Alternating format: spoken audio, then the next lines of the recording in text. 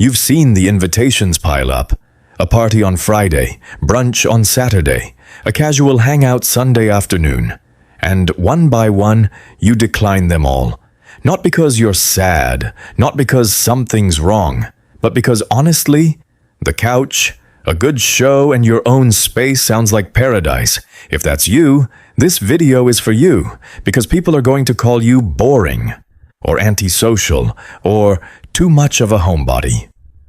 And here's what I want you to know before we go any further. There is nothing wrong with you.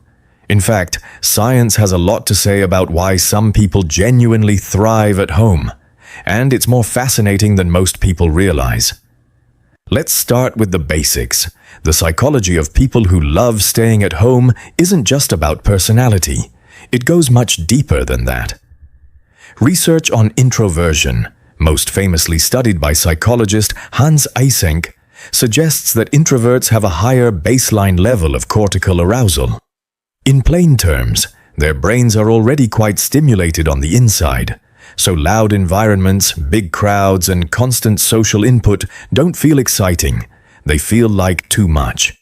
But here's where it gets really interesting. Studies on dopamine sensitivity show that introverts and homebodies often respond more strongly to dopamine, the brain's reward chemical.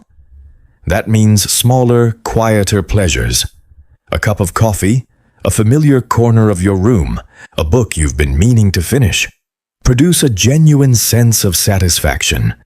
You don't need the party to feel rewarded. Your brain is already doing the work. Wild, right? Now contrast that with someone who craves constant social stimulation. Their brain needs external input to hit that same dopamine threshold. Neither brain is broken, they're just calibrated differently. But wait, it gets a little deeper. Research also links a love of solitude to something called self-determination theory. The idea that humans have a core need for autonomy. When you're home, you control everything. The noise level, the pace, the plan.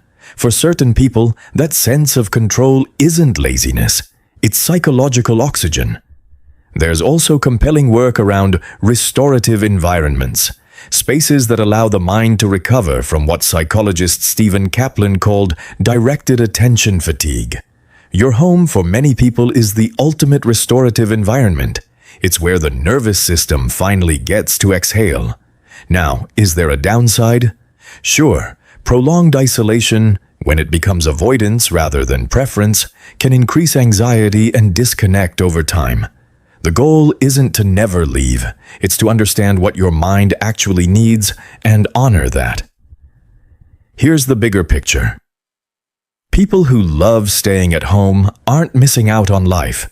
In many ways, they're deeply in tune with it. They tend to have rich inner lives. They reflect more. They often do their best creative and emotional work in stillness. Solitude across cultures and centuries has been linked to wisdom, creativity, and emotional depth. That's not a coincidence. That's psychology. So if you're someone who feels most like yourself behind your own front door, you're not broken. You're not antisocial. You're not too much. You're wired for depth, and there's real beauty in that. Now, I want to hear from you. Do you love staying home, or do you need the outside world to feel alive? Drop it in the comments, and if this video made you feel a little more understood, subscribe. There's a lot more of this coming.